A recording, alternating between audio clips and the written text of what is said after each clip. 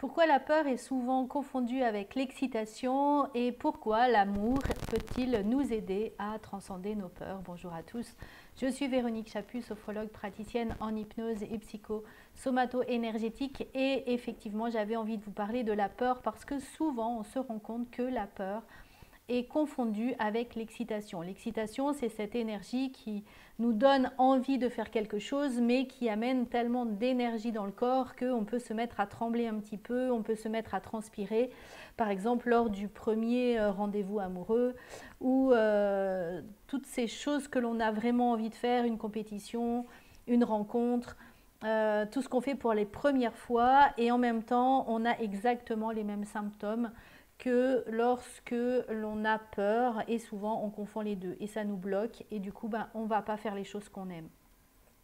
Et en quoi l'amour peut-il nous aider à transcender tout ça? Tout simplement parce que au niveau de l'excitation, et la peur est souvent confondue avec l'excitation sexuelle, tout simplement parce que c'est la même chose à l'intérieur de nous, sauf qu'à un moment donné, on va dégager de l'ocytocine. L'ocytocine, c'est vraiment l'hormone de l'attachement. C'est l'hormone du lien, c'est l'hormone de la relation. Donc dès qu'on va par exemple prendre un enfant dans ses bras, chaque fois qu'on va faire un câlin, chaque fois qu'on va faire un massage, chaque fois qu'on va faire un acte où on va toucher l'autre agréablement, alors on va sécréter de l'ocytocine. Par exemple, monter à cheval, vous voyez qu'il y a des chevaux derrière, monter à cheval permet de sécréter de l'ocytocine.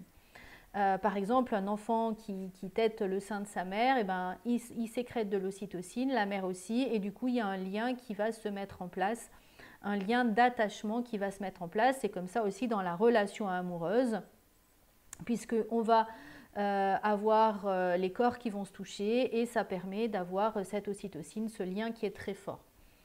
Et à partir du moment où on a ce lien très fort, eh bien, on ne se pose plus la question de si on a peur.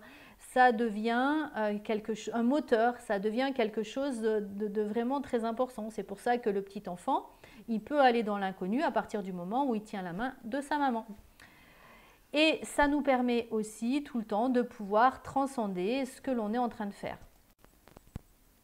Donc lorsque vous ressentez de la peur, commencez déjà par vous demander est-ce que c'est bien de la peur ou est-ce que c'est de l'excitation, c'est-à-dire est-ce que ce que je vais faire, j'en ai vraiment envie et ça me tente, j'aime ça.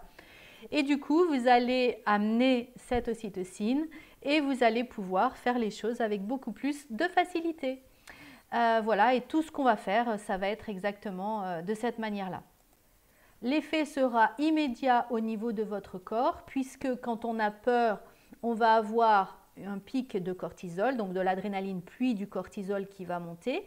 Mais si on sécrète de l'ocytocine, cette dose de cortisol va pouvoir s'abaisser. C'est ce qui permet aussi, quand vous avez fait l'amour par exemple, vous êtes plutôt très détendu, plutôt très serein. Tout simplement parce que cette excitation, elle est redescendue, elle a permis de ramener du calme.